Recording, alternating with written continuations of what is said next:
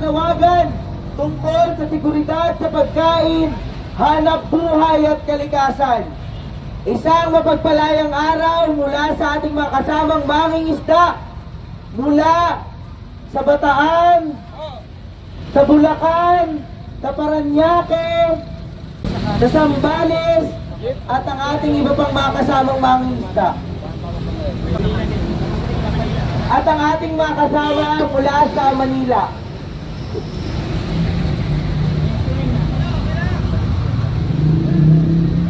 Seguridad sa pagkain, hanap buhay at kalikasan ang mahalagang pag-usapan at tugunan ng pamahalaan. Malalim ang kahirapan at kagutuman ng mga mangingisda at mamamayan sa ating bansa.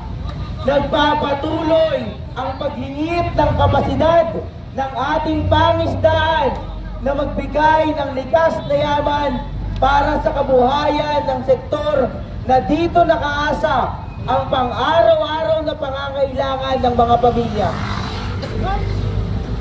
Hindi nababawasan ang mga suliranin na dahilan ng pagkasira ng ating pangisdaan at kalikasan na nagre-resulta ng kawalan ng hanap buhay ng mga mamamayang nabubuhay sa likas na yaman gaya ng mga magbubukid at mangingisda.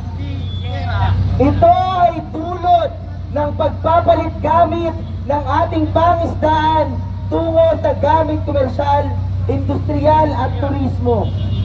Patuloy pa rin na malaganap ang mapanirang paraan ng pangingisda. Patuloy na pagpasok ng mga komersyal na palakaya sa ating munisipal na pangisdaan. At dagdag pa dito ang patuloy na pagkakait sa mga mangingisda na makapangisda sa West Philippine Sea. Ibig sabihin lamang nito, nangingibabaw ang interes sa pangyarihan at pakinabang ng mga malalaking kapitalistang lokal at dayuhan sa ating pangisdaan at likas na yaman.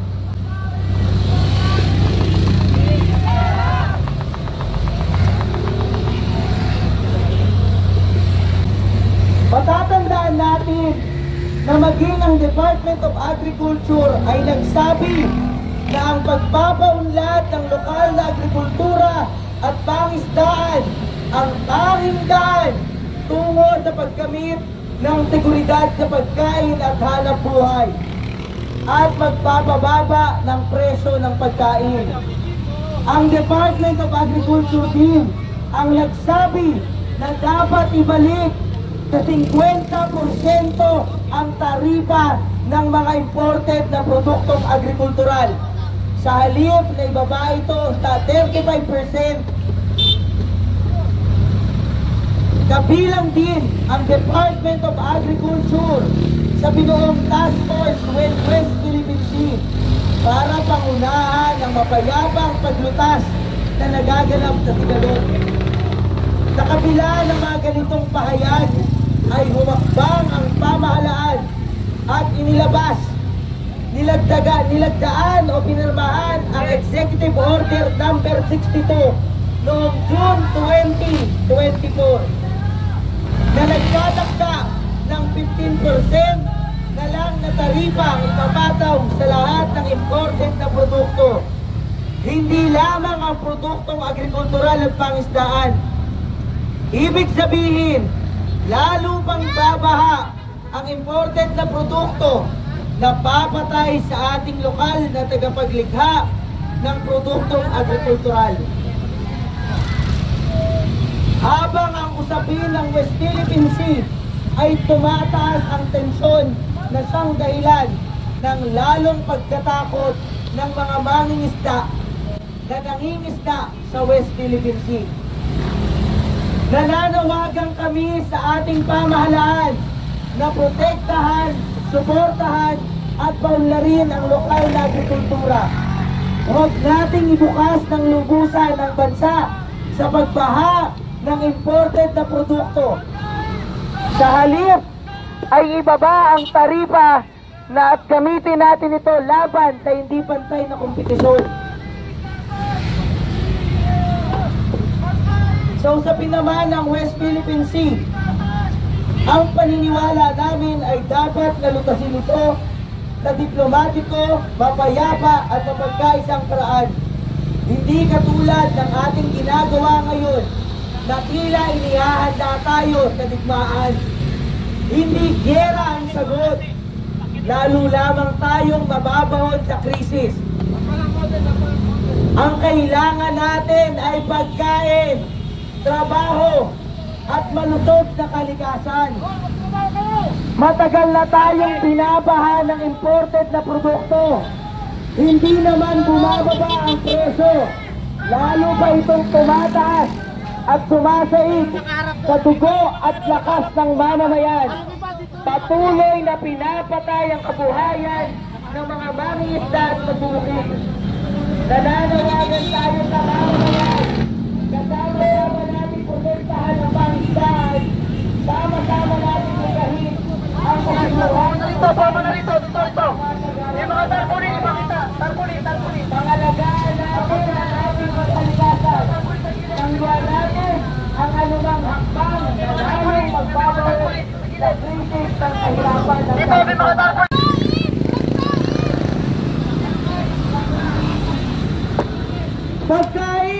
Pagkain! Hindi gera! Pagkain! Hindi gera! Pagkain!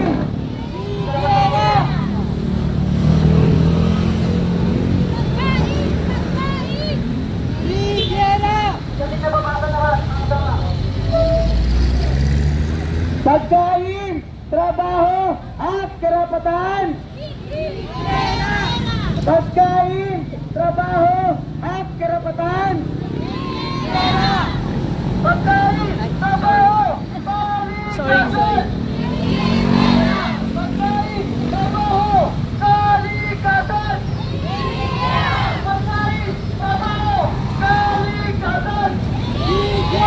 Pagkain, trabaho, at karapatan. Pagkain, trabaho, at karapatan.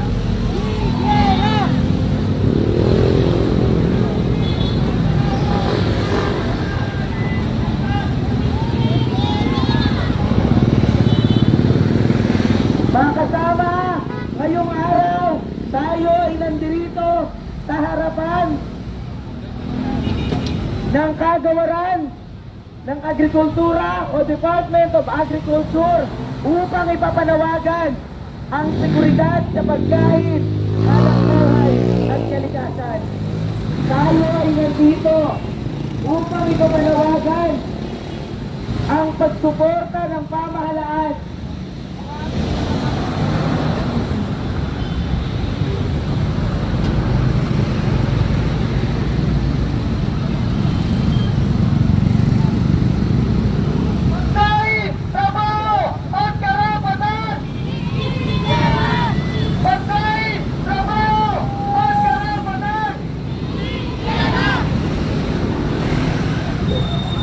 at mga kasama, tayo rin ay naririto upang tutulan ang nilatang EO62 na nagtatakda ng 15% taripa na lamang sa lahat ng imported na produkto.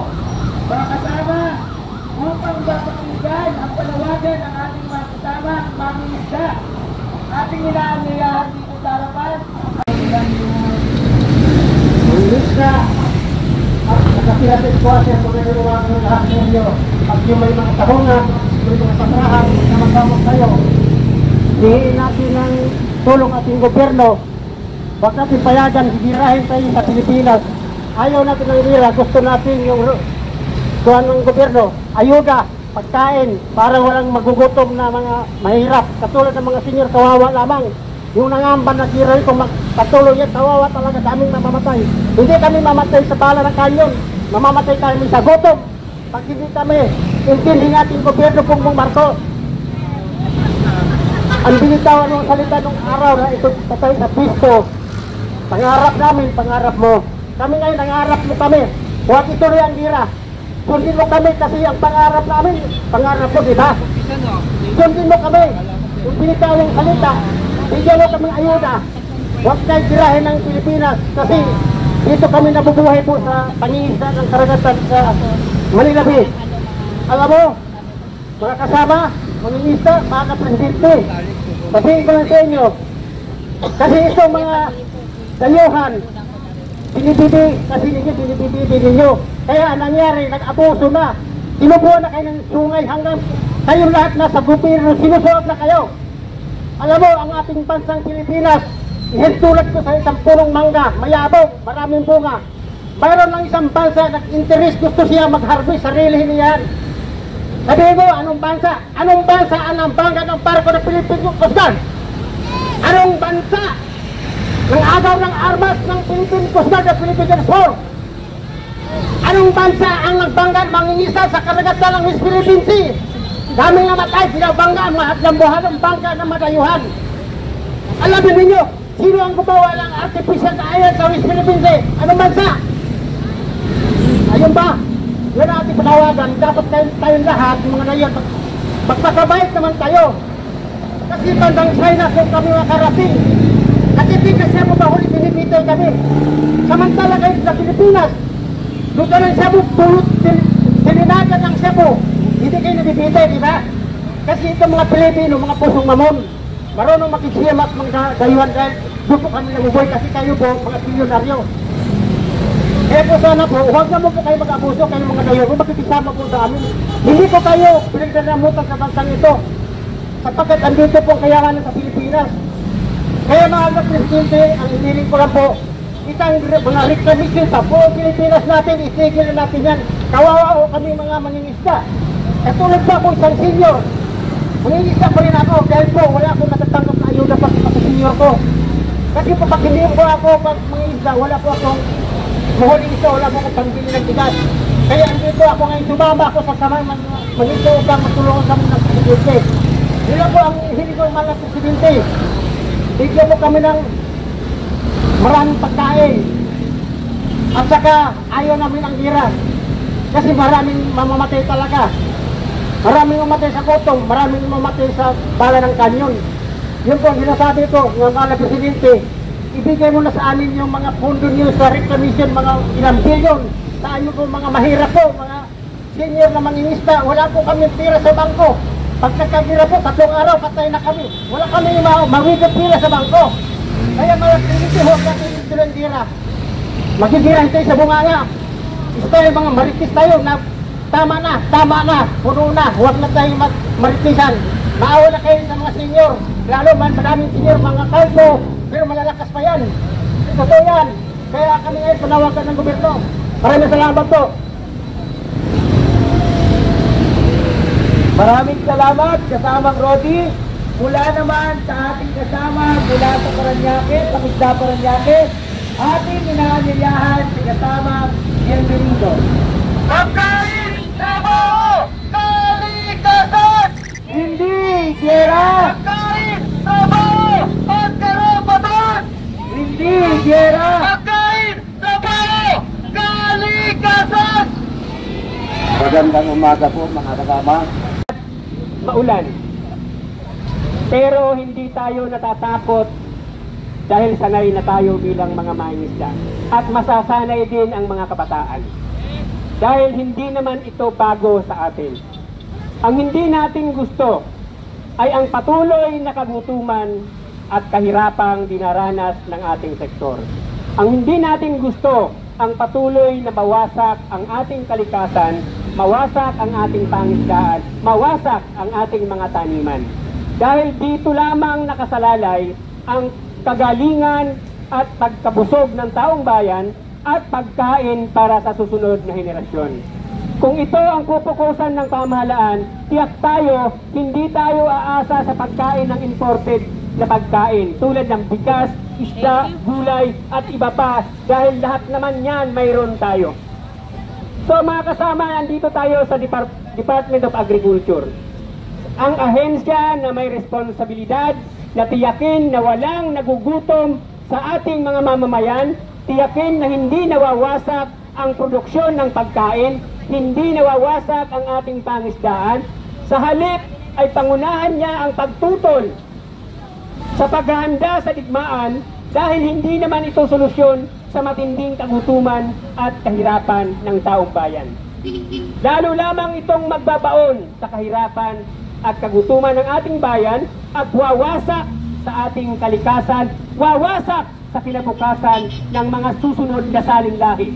Ano ang ating ipapasalubong, ipamamana sa ating mga anak at susunod na salinlahi kung ang kalikasan, pangisdaan ay wasak na dahil sa kapabayaan ng pamahalaan? Tama ang panawagan natin na sana itigil na ang malawakang reklamasyon. Sa halip, ibuhos ng pamahalaan ang paghahanda sa kung paano marirecover at mapapaunlad ang ating agrikultura para sa katiyakan ng pagkain ng taong bayan. Nais nating iparating sa ating agrikultural, sa sekretary ng ating departamento ng agrikultura. Una, matindi ang ating pangangailangan sa usapin ng pagkain.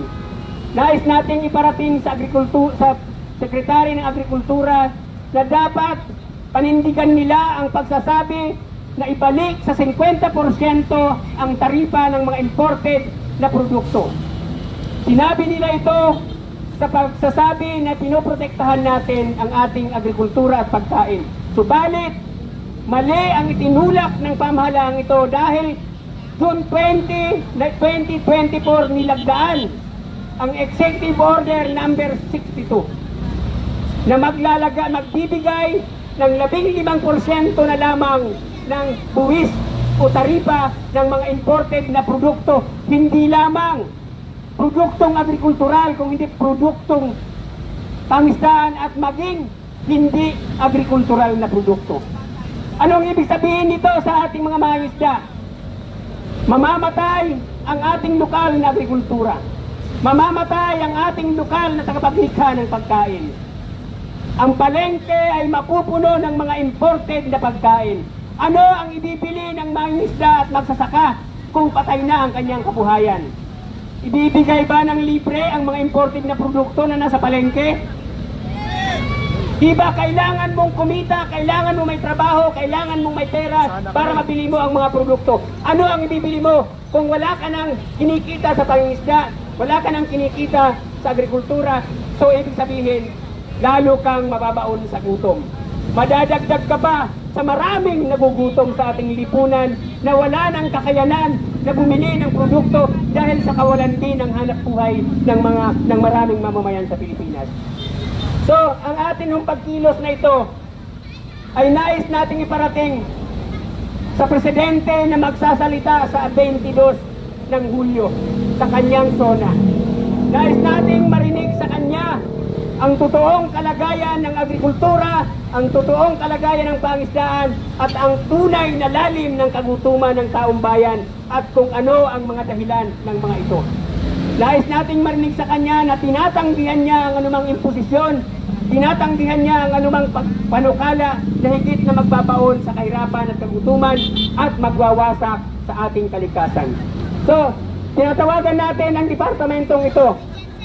Pangatawanan niya ang kanyang tungkulin bilang Department of Agriculture.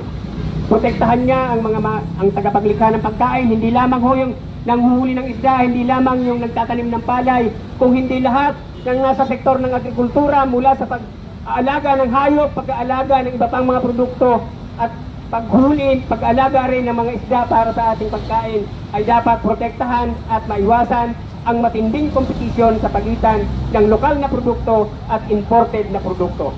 Sana ang ating pagkilos ay madala ng Secretary ng Department of Agriculture sa hapag at lamesa ng Presidente na siyang magsasalita pagdating sa zona ng July 22 ngayong buwan.